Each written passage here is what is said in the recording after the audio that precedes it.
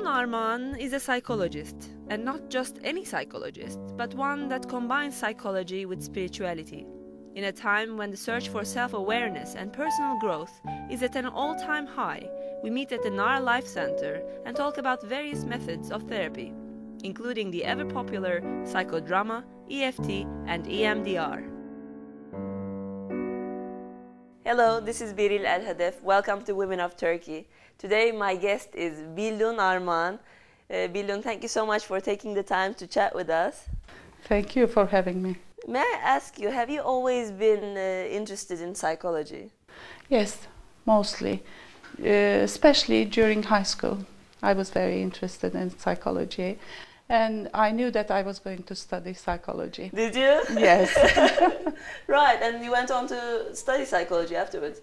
Exactly. I went first to England, and I stayed there for 3 years. And then I went to the States for another 3 years. Then I came back to Turkey. Right. I finished all my psychology studies abroad at that time. And when you came back, what did you do afterwards? When I came back, I was a little bit disappointed. Yeah.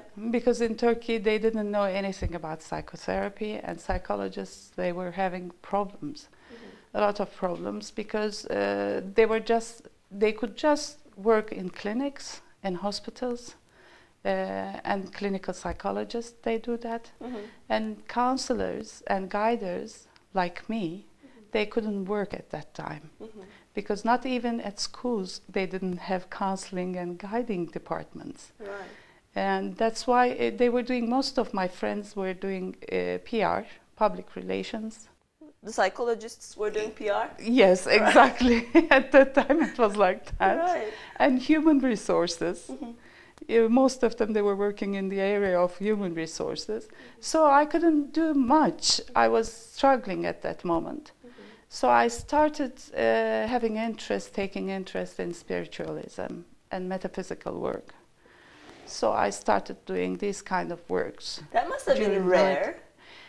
It was rare at that time. It was rare. All of these kind of things were rare in Turkey because they didn't know anything about personal growth. And even personal growth concept was new in the States as well. What is personal growth exactly? Personal growth doesn't mean that you learn another language or you understand another culture, you know about literature. That doesn't mean personal growth. Personal growth is being mentally and emotionally strong, self-confident, and leading your life as you wish, manifesting whatever you wish to manifest in life, and controlling yourself and self-awareness. The most important of all is the concept of self-awareness. When you are aware of yourself, you become aware of your environment, of the other people, and you get more nurturing relationships, and happiness is getting more and more closer to you. Right. So you feel more happy in yourself. And happiness is something, it's a state of mind, Right. you see. And to catch that state of mind, you have to be aware of yourself. Right, the journey inside is basically the key to happiness. Exactly. Right. So then you started working with spirituality, you said. How do you combine psychology and spirituality? Spirituality, the practices of the Far Eastern philosophies and the practices of the mystics of the East were the spiritualists at that time. And they were moving to the West, you see, and they were teaching Western people about the philosophies of the Far East and about the practices of Far East, like yoga, meditation, energy field work, and even sometimes the mystic teachings like Taoism and like Kabbalah, like Sufism. They were teaching the Western people, and Western people were, impressed by those teachings because they triggered the self-awareness. These kind of practices they trigger self-awareness. So it worked very well with human growth movement and spirituality together. Right. They work wonderfully. And then in 2001, you opened Nar Yaşam Merkezi. Exactly. How would we say this? Nar Life Center? Is that correct? Yes, exactly, Life Center. Because we aimed to work with not only with our psychology, but with our mind, with our body, and with our spirit at the same time. Right. It's an integral work that we plan to do in Nar Yaşam. And we managed to do it. At the beginning, we had yoga and meditation, this kind of work. And I was doing, at that time, I started practicing psychodrama. What is psychodrama exactly? Psychodrama is a very large system in the first place. I might say that it covers all the area in a life's journey. It's a triadic system. It has sociometry in it, psychodrama, and group psychotherapy. It was first founded by Jacob Levi Moreno. And Moreno was working with groups, and he was inspired by antique theater. Right. That's why he used dramatization and action methods. And he was a psychiatrist at the same time. So he combined he his two loves. Exactly, he combined all of them. And he worked as a psychotherapy theory. Psychodrama, he established that in the first place. And psychodrama, in this triadic system, psychodrama is well known. And it is the first group psychotherapy in the world. Is it? Yes, exactly. But nowadays we can work in a one-to-one setting, psychodrama, and with groups. How does it work? Can you give us an example? Yes, we use role-playing techniques mostly when we are doing psychodrama. In individual psychodrama or one-to-one psychodrama, I use objects, you might see there, and we can use them as in the role of another person, in the role of an emotion, in the role even of another object. We use these objects and we take the roles of these concepts or these persons and we change roles with them. That's like what we do. Let's say role playing, exactly. Role playing. Yes, role reversing, role playing. Let me take this for example. Exactly. Okay. So let's say this. I say, "Oh, this is my father." Is that how it works? And you say to me, "What would you like to say to your father?" Exactly. That's how it works. This is how it works. Especially the most important technique we use is role playing. But at the same time, we can concretize our psyche. You see, we can say that I'm thinking very heavily, and we can put that as heaviness. Right. You see? You pick a rock and yes, represents this is heavy. It represents your heavy thoughts. Right. And on the other hand, something else might represent your, depression, your depressed feelings. So you can concretize everything in your psyche while doing psychodrama. Right. This makes self-awareness very easy to discover. Something that you can see and you can hold kind of with your hands. Exactly, it's concrete, you see. Yeah. And this kind of games we play, we say that it's warming up games. And then we do role playing and encounters with the significant other. We call them antagonists. Right. With our antagonists. Like in fictional stories. Exactly. But we can repeat our life in a very protective environment. Right. In a protective room, like That's a laboratory. Right. We can relive and we can redo. We can change our perception. We can change our thoughts and we can change our feelings. Right.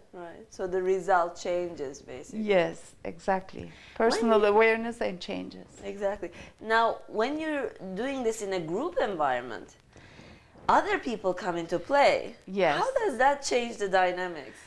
It changes the dynamics. In the first place, in a group setting, the group serves the individual. The individual serves the group. because like we are choosing in a one-to-one setting, we are choosing objects. In a group setting, we choose the other group members. So you pick a person, you be my father, you be my mother. Exactly, exactly. Right. So we do the setting, we do the scene with real people, and we change roles with them. And do, for example, let's say I'm in therapy, do I tell them, okay, you're going to be my father, and my relationship with my father is like this, we get along this way, I give you the information. Yes. And then you act on that. There is a way of giving information. We call it doubling. It's another technique we use, different from theater, but it is inspired from theater, exactly. Right. Because psychodrama is finding out one's reality through dramatization. I'm going to represent that unfinished PhD thesis that's going to talk to Frank. I'm going to front him. You're so fed up with not getting finished, huh? You're his unborn child. Let's hear you, you know? It's about time, isn't it? I want to finish you. Then why don't you? I don't know, there's this block. You know. You're making it so difficult.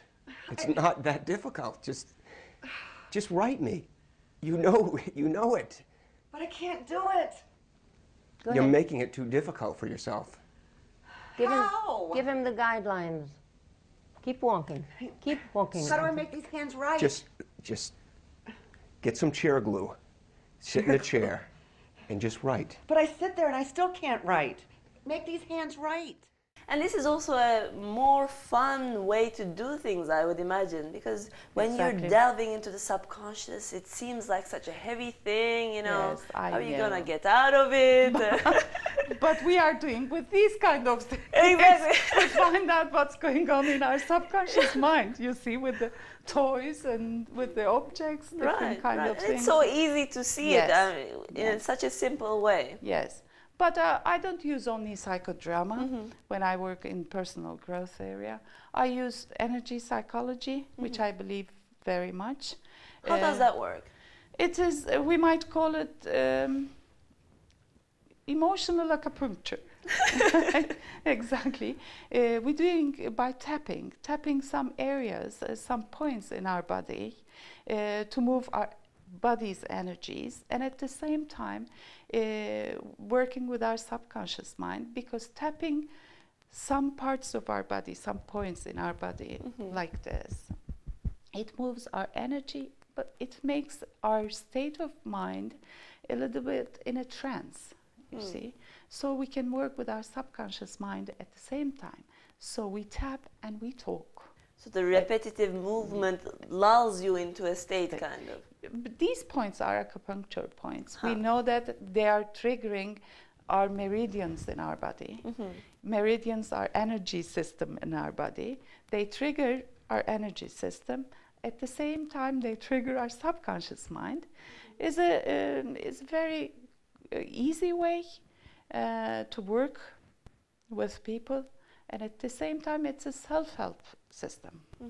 So you can know about it, you can learn about it, and you can practice in your life. Right, right. That is very important. A person can do it to themselves? Yes, exactly. That's what I do. Some of my clients, they learn about it, and we practice here, and they practice alone in their home, and they are very happy about it, and they become more and more expert in EFT practitioner. It is called EFT, emotional freedom techniques. Right. Can you give an example of how that would work on one-on-one, not even one-on-one, on their own? How would you do that? On their own, for example, when I'm feeling whatever, anxious about something, I might say, I'm very anxious about so-and-so. Even though I'm anxious about this, I accept and love myself. That's what we say. This is a setting we use. Right. And in the other points, we might say are anxious. Our anxiety. I'm anxious about this. I'm anxious about this. I'm anxious about this. I'm anxious about this. And I tap along my meridian points. And I might feel much better after you doing feel that. less anxious as you do this. Exactly.